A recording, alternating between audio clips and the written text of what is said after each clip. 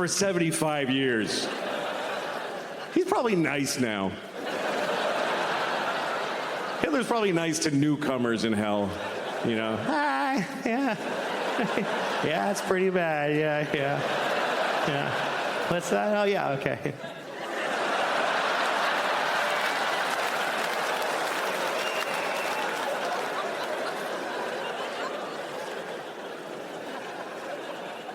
I was so scared of hell when I was a kid. I remember when I found out that gay people go to hell, according to the church, and I got scared. Because I'm not gay, but what if God thinks I'm gay? What if I come off a little queer to the Lord? What if he happens to glance at me when I hit my toe and I'm like, ow? He's like, I know where you're going, you faggot.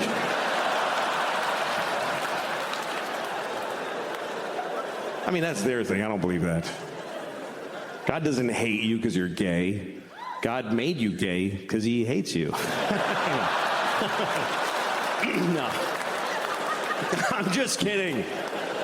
I'm kidding. There's no God.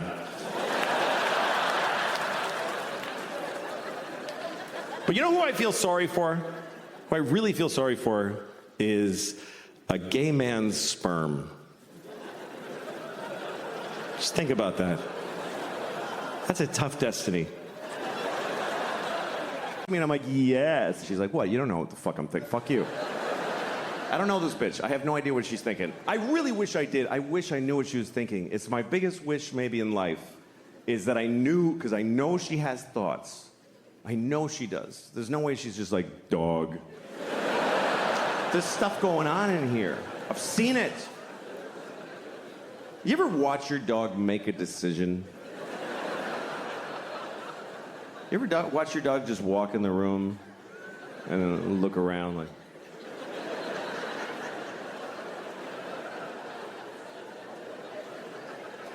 Yeah, I'm gonna go over here. Why? Please tell me why. I think my dog thinks I'm insane. Because I look at my life through her eyes. Like, I'll watch TV for 4 hours. And from my dog's point of view, I'm just sitting there.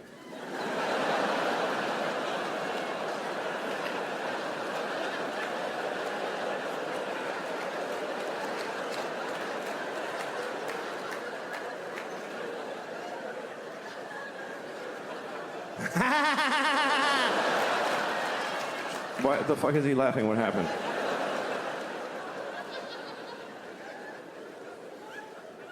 My dog is my life now because my kids are growing up. I tried just jerking off to Girls Gone Wild the other day, just to re-enter the community that way, just to feel part of it.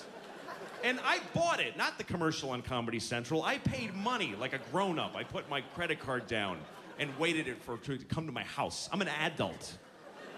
So I'm trying to jerk off to Girls Gone Wild. I can't do it because I'm a father. I'm too old. I'm just getting mad at everybody in the video.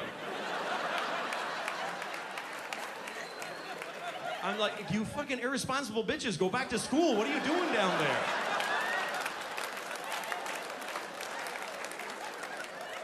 There's 2 wars and a depression. Get the oil off your tits and study, for fuck's sake. Anyway, I don't know why I'm such an asshole. I really am. I'm grumpy. I get impatient with people quickly, you know? I just get tired of, when people are boring, I want to kill them, you know? And that's not fair. I used to like people more, but now I have children, and that changes your life. Changes your life in a lot of ways. Like, you spend a lot of time with people you never would have chosen to spend time with. Not in a million years. I spend whole days with people I'm like, I never would have hung out with you. I didn't choose you. Our children chose each other based on no criteria, by the way. They're the same size. They don't give a shit who they make me hang out with. My daughter had a play date the other day, and this kid comes over, and his father brings him, and his father brings his fucking face into my house. And I have to ask it questions for an hour and a half. What do you do? I don't care. God damn it. What other shit are you passing on, that little faggot you brought over here to play with my kid? I hate your son. I hate him. He smells. Gets too close when he talks. Can I have raisins? Yes, you can have, just stand. Dude, you're not mine. I don't love you. Do you understand? I don't have any, no love. None. I don't even have an instinct to protect you. I don't care if you die. I won't feel anything if you die. I'll have to pretend for your dad.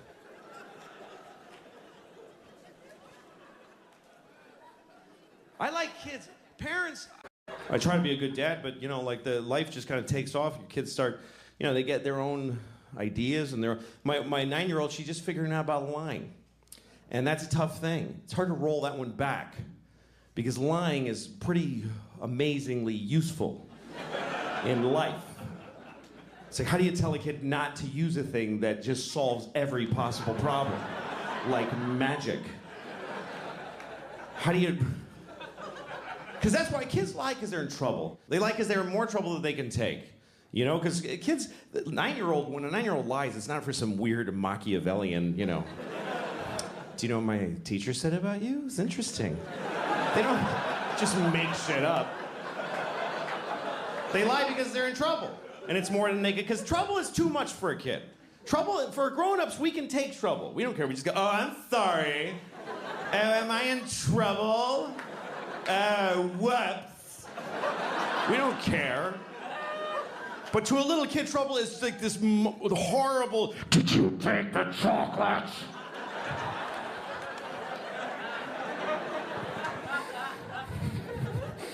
And she did, and she doesn't know how to handle it. Did you take it?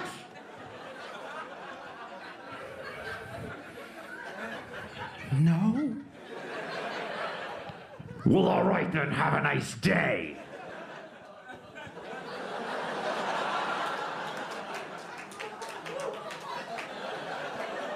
How do you then tell her, yeah, don't ever apply that perfect solution again to terrifying things? Mark Twain once said, a man who always tells the truth doesn't have to remember what he said. And that's great. But Mark Twain also said there once was a big black guy named Nigger Jim. So, I don't know if 100% of the things he said were perfectly awesome.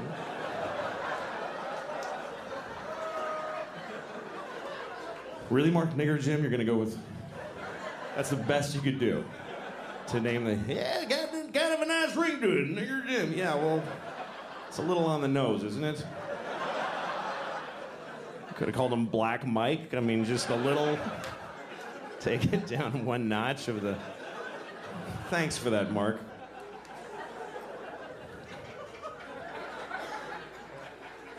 Anyway, so while we're in this area... Now that I know you guys are cool. No.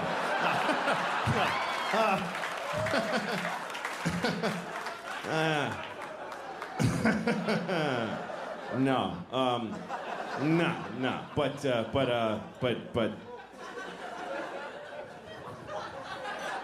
it really was an interesting social experiment, COVID, because everybody got told the same thing. The whole world got told the same thing.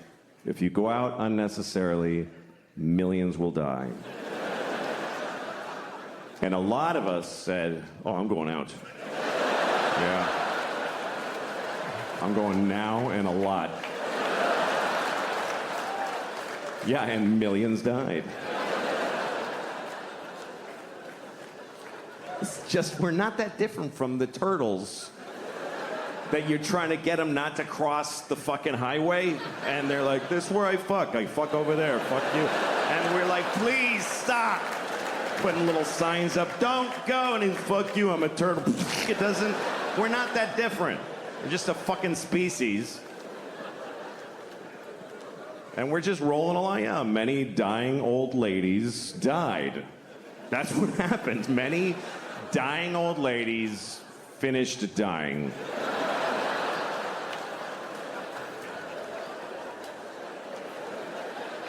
Here's the way you gotta look at it, okay? We're still making more. We're making new old ladies every day. There's a fresh batch coming. They're gonna be great. I was having sex with a woman once and she was so beautiful, I was having trouble not coming. So I pictured her face at 80 years old. And then I came immediately. Because she's 92. Anyway.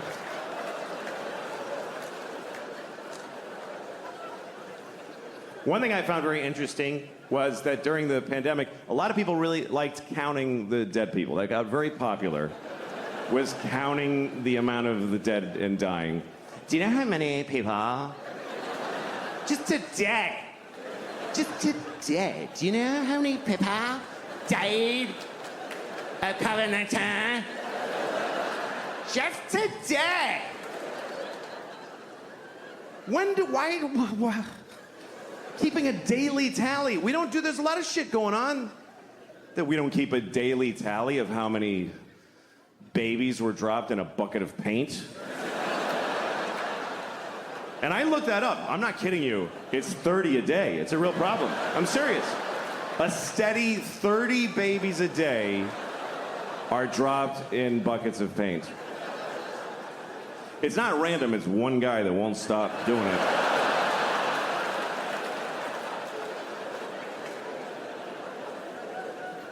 Yeah, we liked counting them. We liked counting the dead. And when it got really high, we didn't know how to count them anymore.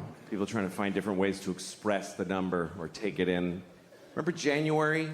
It was really bad. It was 3,000 people every day were dying of COVID. So people started saying this is 9/11 every day.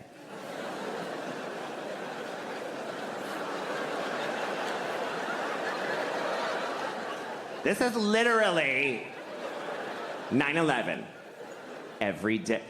When did we start measuring deaths in 9/11s? When did that become the new how many football fields long is it? Per mass death. How many 9/11s was World War II? Can we look it up? I know the Holocaust was 2,000 9/11s. 9/11 wasn't that bad, it was just one. Only one 9/11 of people died on 9/11. That's like nobody died that day.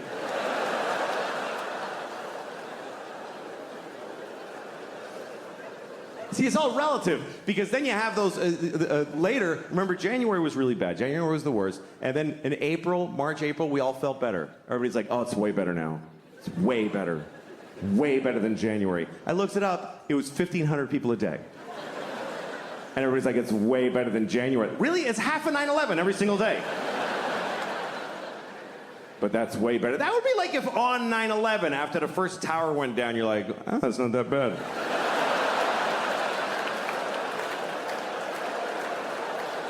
It's just one. Still got the other one. That's why they made two.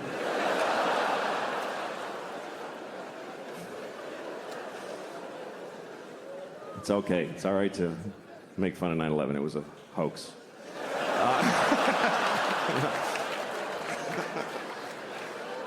All right. Sorry. Anyway. It's amazing the stories that people think are interesting. And that's always one of them, is when your friend ran into somebody from their past and they can't wait to tell you. And first they want to tell you for 40 minutes how blown away you're going to be that they saw this person. Dude, you're not going to believe who I saw today.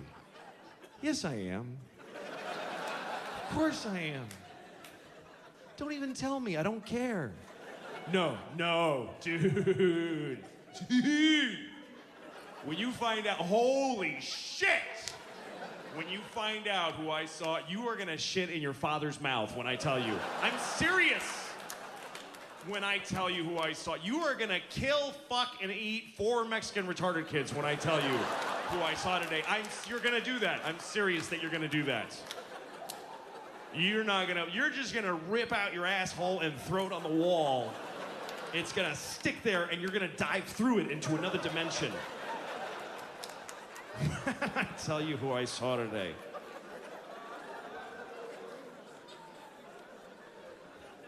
About most parents, like this whole country, our thing is the children. We have to do it all for the children. And meanwhile, nobody gives a shit about how they raise their kids. People put minimal effort into it. They have their kids they're like consumers of their kids. Like they want to call customer service. Why does he play video games all day? I don't understand why he plays video. Maybe because you bought him a fucking video game, you idiots. Throw it away. Who told you that was a good idea? A developing mind. Fucking idiots. My kids don't even watch television. And when I tell most other parents that, you know what they say? They go, fuck you. Why? Just 'cause fuck you, fucking hippie, weirdo. They're gonna grow up weirdos. 'Cause they don't watch just fucking anger and colors screaming in their face. If your kids watch TV, here's what you should do. Just if you think that's really a good idea to have them watch TV, when next time your kid's watching television, just come up behind them when they don't know you're there and just turn it off without any warning. Just go, watch what happens. They go, do you think that's a good sign? Do you think it's a sign that it's healthy for them? That when it's taken away, they go, because you've created such a high bar of stimulus that nothing competes. A beautiful day is shit to a child now. A gorgeous panoramic day with hawks catching fucking mice and flying away. And bears with fucking fish in their teeth. And the kid's like, I want to watch a television! This is nothing!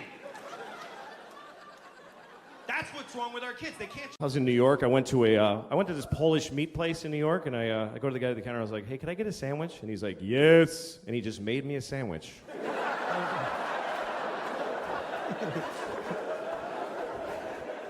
That was it. He didn't ask me what kind or anything. He just made it. Got like raisins and bones in it. What the fuck?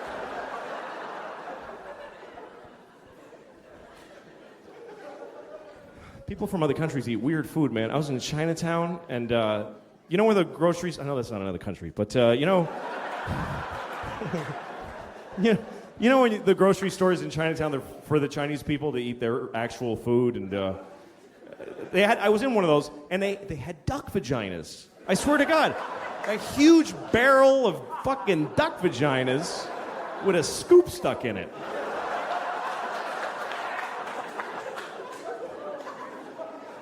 And I'm standing there just staring at this fucking huge thing. And I'm thinking, could we possibly dominate a species more than that? Than that we're selling their vaginas in a fucking barrel?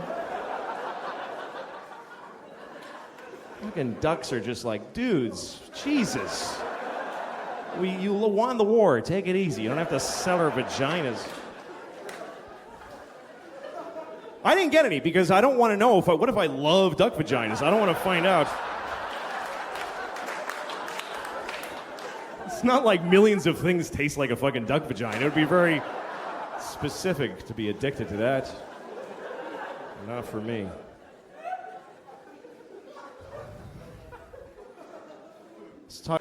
I've been thinking about my memories because I have kids now. And my kids are at an age where I remember being their age. I remember being a 6-year-old. I remember being a 9-year-old. And that's a big threshold that my kids have crossed, is that I remember being their age. Because when you're raising kids, you're not raising the kid in front of you. You're raising the grown-up that they're going to be later. And I was a kid once. When they were babies, I didn't really relate to them because they're babies. A baby is not going to remember shit that is happening to it. If you have a baby, keep it alive and enjoy yourself. But really, the baby it's not gonna matter. A baby is not accumulating anything. It's like an Etch-a-Sketch that you shake every day. It doesn't matter. You go up to your baby, you can go up to your baby's face every day and you fuck you, baby, like right every day, it wouldn't matter. Hey, baby, you big, you do that every day, wouldn't matter. I mean, they'll grow up with a general sadness inside, but they won't. They won't actually remember. Why? And memories are weird because memories get distorted by who you are now and who you were when you experienced them. Like I remember when I first started doing stand-up, I was living in Boston, and there was one club that was owned by a gay guy. And my memory is that guy was always trying to fuck me. That's my memory. I've carried it for 20 years. There was a gay guy tried to fuck me all the time. And recently I caught up with an old friend of mine from those days who I hadn't seen in years. And we started talking about different people, and he brought him up. And I said, that guy always used to try to fuck me. And he goes, he did? And I was like, yeah. And he goes, really? Did he I mean, did he like take you to his house or something and really try to physically? No, it's just that he, you know what I mean? He's trying to fuck me all the time. He's like, well, did he say that he pushed you and, you know, say stuff all the time and make you uncomfortable? No, it just was. And as we went through it, finally the truth that came out was the whole story really was there once was a gay man. That's it. That's really what happened.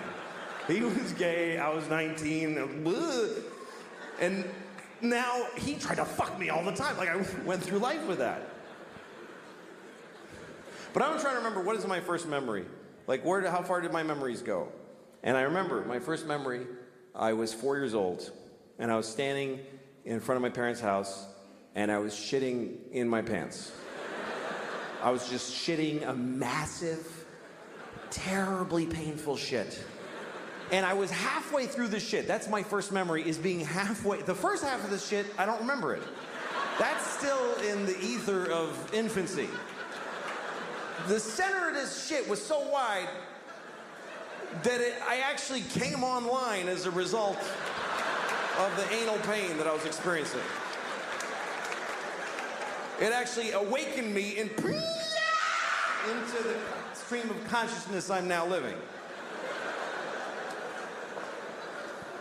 That's how my life started. That's who I am.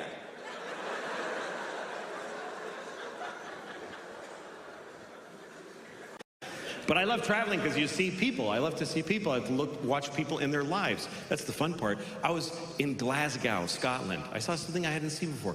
There's an old Scottish man with a little boy holding his hand, and they're walking together. Really sweet. Then they get to the train, and the man says goodbye to the little boy. He kisses him on the lips for a long time. I was like, fuck, they do that here? Like, it's like making out, like just kissing. And the kid had his hand on the back of the guy's neck. Like, there's just, and I was like, oh no. Then I look closer and I realize, oh, it's not a kid, it's an old lady. It's like a little Scottish old lady with red hair, you know? Then I looked even closer and I realized, oh no, it is a kid. And he looks really old because life is hard there. His dad keeps making out with him. That'll put the miles on your face. I was in Ohio and I went to the zoo. You go to the zoo when you're at another town, right? You don't go to the zoo where you live. It's not like you're at your office. Fuck, I should hit the zoo. Shit. It's gonna close. Damn it. I just really want to see a monkey right now, really bad. It's gonna be a bad night if I don't look at a monkey right in the face. Gonna hit both my kids if I don't see a monkey.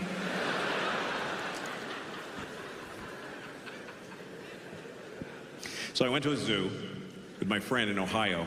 We went to see the lion. It's always a shit lion. It's never a good lion.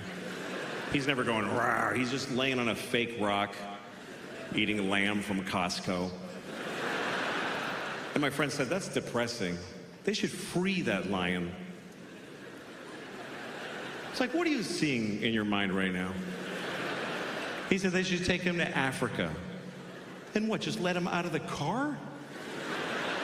Hey, good luck, lion. And the lion's like, what the fuck is this shit?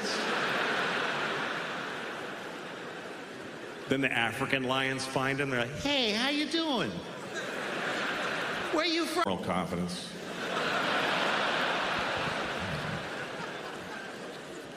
The kind of confidence I have is very specific. It's that I know how to make jokes about terrible things. I know how to do that, and I know how to do that. So that's my core competency. And there's certain people that think there are things that you shouldn't make jokes about, like Auschwitz. You shouldn't make jokes about Auschwitz, some people think, because it was terrible. Many people died. Their children were killed in Auschwitz. Children that could have grown up and moved to Brooklyn and hated black people, and they didn't get to do that. Exactly. It's terrible. It's terrible. So some people think you shouldn't joke about Auschwitz. I have a friend a comedian from England who made a joke about Auschwitz last year. He got in a lot of trouble. It was a big deal. It was in the newspapers. He lost jobs. And at one point, Auschwitz tweeted about it. It said Auschwitz with a blue check. So it was like, oh, cool, it's really them, you know? And they tweeted like, that's not funny. And I don't know. I mean, who's running the social accounts? Why is the death camp tweeting? Who is it? I got a summer job at Auschwitz. I run the Twitter. What's...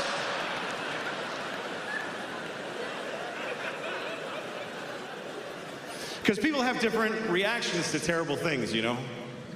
Some people think comedy helps. I don't think it helps. It doesn't help. Like, I remember one time, there was people, you remember during the Iraq War, I don't remember which one, but it was one of the Iraq Wars. And somebody was organizing through the USO some comedians to go to Walter Reed Medical Center and visit wounded soldiers in their hospital rooms, which is a terrible, it sounds nice, but it's a terrible idea. They don't need a comedian like, hey, where you from? Fuck you. You know, it's not helpful. And I wasn't even anybody. I wasn't famous, but I did. I was like, I'm volunteering. I fucking hate that me so much, you know? But I did it. And I remember we're at the hospital. It's a very serious place. It's an army hospital. And the army doctor is giving us a briefing about the soldier that I'm about to go in and see. He says, this kid's name is Travis. He's from Iowa. He's 20. He was in Baghdad on patrol and somebody threw an IUD.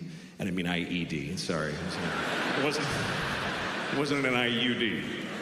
It's not an effective weapon, really.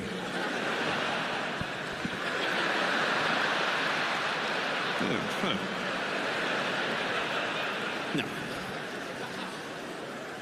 That's funnier than the actual joke, unfortunately. But I'll go on. It was an IUD. IED. Fuck. It's an improvised exploding device. You know, it's like a bag of ammonia with Canadian pennies in it. And they strap it to a Nokia flip phone and, you know, that's what happened at Travis.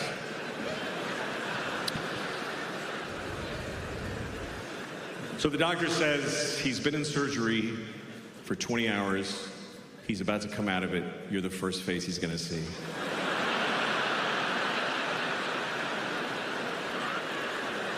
He's like, can we get his mom to open for me, maybe? This is a bad idea.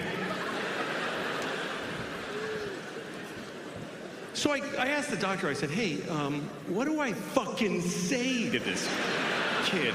He says, here's what you don't say. He said, don't say, how you doing? And they tell you that. If you visit a trauma patient, don't say, how you doing? It's stupid. So, okay, I go in there. Travis is laying there.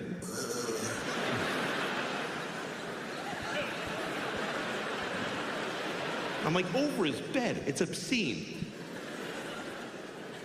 I can't say, how you doing? So I said the only worst thing. I said, what are you gonna do now?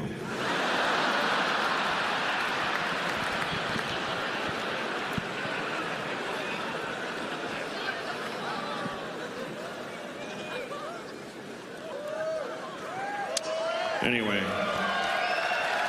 that's what happened with Travis. But, you know, people's reaction to terrible things is different depending on, like, some people, you know, try to, like, I saw a store and on the door it said no hate allowed in here.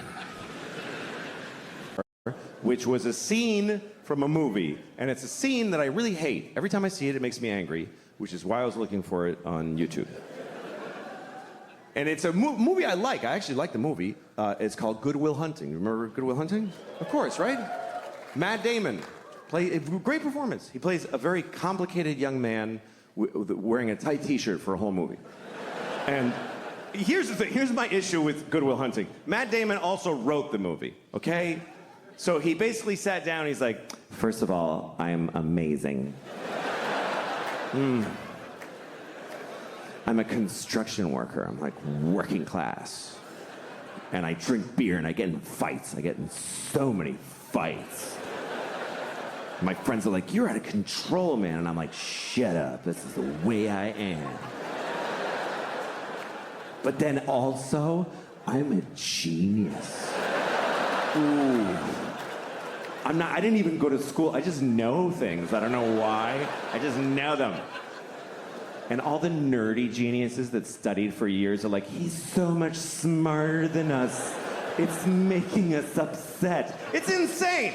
It's fucking insane.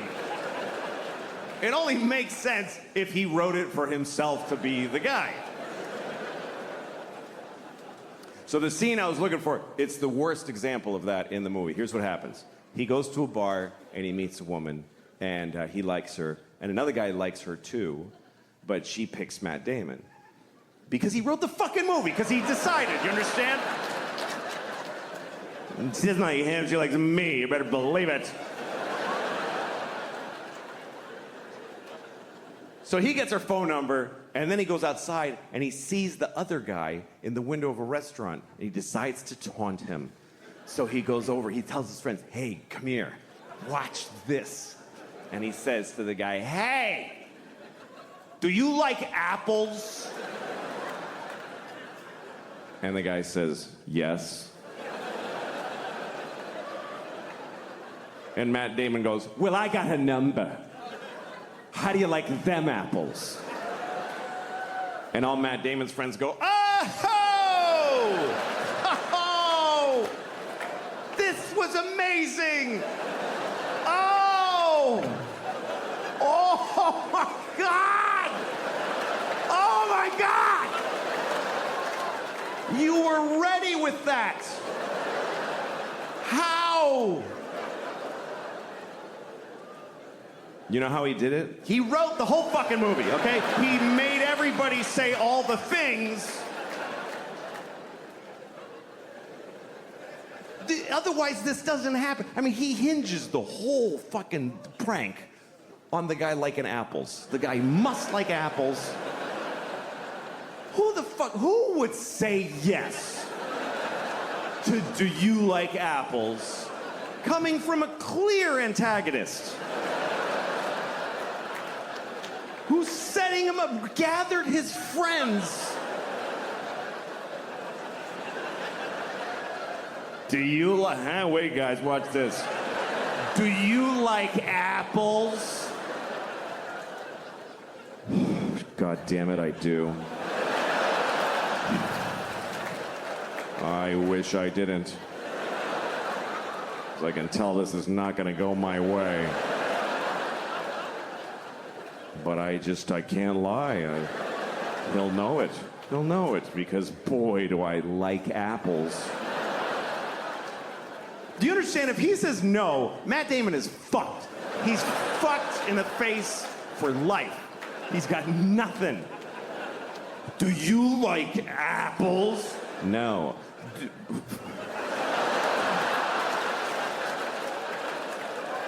What the... dude... fucking guy. No, come on, seriously. Seriously, you fucking, don't fucking...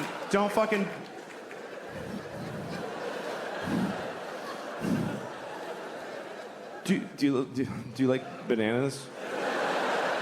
Because the woman gave me her telephone number. And... it's like a hospital, but they don't try to help you. And say there's a guy, he's like 98 in a hospice. He's got cancer and AIDS and COVID. And he's like, and they just unplugged him. And right then you walk in.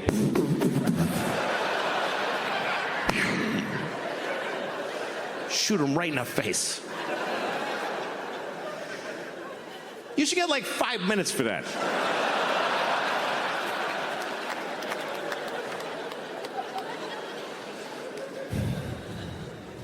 I was thinking about that today. I was, because I'm going to see my dad next week. And my dad, let me tell you something, okay? My father is not in a hospice. My dad is in a facility being kept alive. For whose benefit? I don't get it. It's just and they just put food in and just, come on. Keep going. Like, what does he have, a secret he hasn't told yet?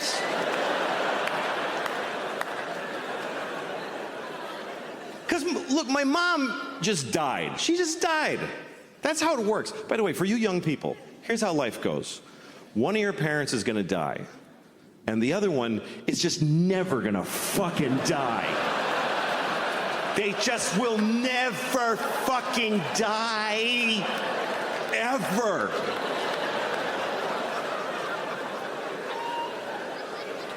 And guess what? It's not the one you wanted. Nope.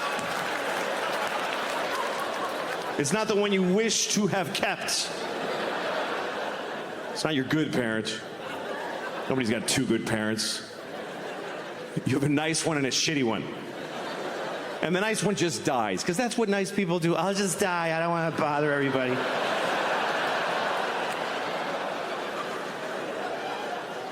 And the shitty one just hangs in there. Yeah, I'm still here. Another day of this. Why? What the fuck for the long life? You can live too long, I think. You can live too long. Some people are 100. Get the fuck out of here. Nobody knows you.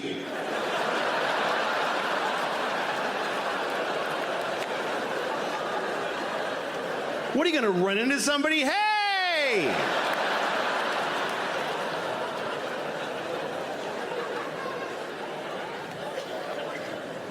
Some people are even older.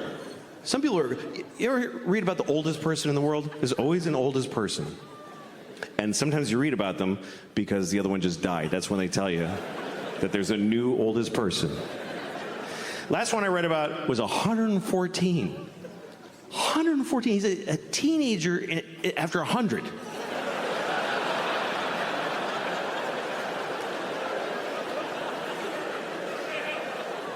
You know what that means? It means he's got a kid who's like 92. Who's like, please fucking die. I'm just hanging around so I can have 1 week without you in it.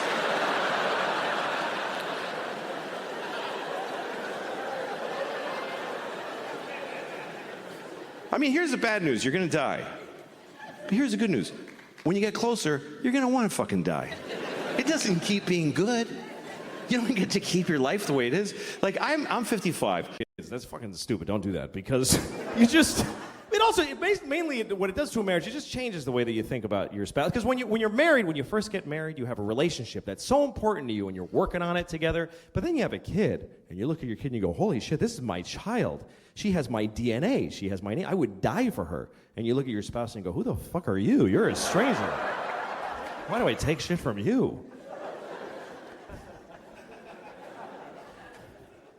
But it's the kids that make it very hard. We have a baby, and I don't really know the baby, to tell you the truth, because she hasn't said anything, so I don't really know her. I like her, she's fine, but I don't know her. How do I know what she's really like? Maybe she fucking hates Jews. I don't know nothing about her. People ask about her all the time. They're like, hey, what's your baby like? She's a fucking baby. What do you want to... You ever seen a baby? That's exactly what my baby's like. But what's going on with your baby? Jesus. She got fired from Target, and she's getting an abortion. It's been a tough year, but otherwise, you know.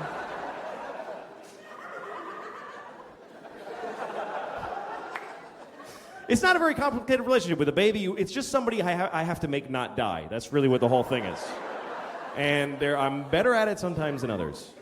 One time I took my daughter to the grocery store, and I had to put her in the stroller. She won't go in the fucking cart. She's the only baby in the world that won't go in the shopping cart and sit there. You try to put her there, and her legs curl up, and she goes, ah! on! Fucking psycho. So I got to put her in a stroller and I got a cart. And I'm pushing them both through the fucking supermarket. And then so I'm done shopping and then I go out to the parking lot. And I open the car. First I start the car before I put them in there because I want it to get nice and cool because I love her, so I have to make it nice and comfortable. I do. I love my children. I love my wife. I wish I didn't. How awesome would that be to wake up one morning, fuck, I don't feel nothing for these assholes, and just walk out the door.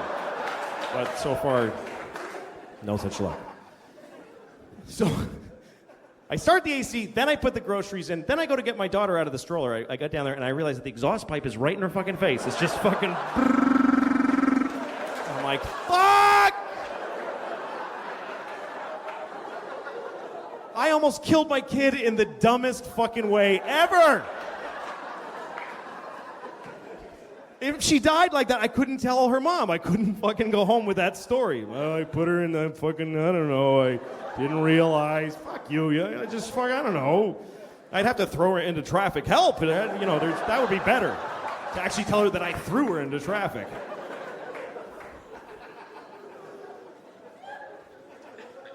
The other kid we have is, she's a... Columbus, Ohio. All right. Well, why don't you lift that tail, because my dick is going right in your ass.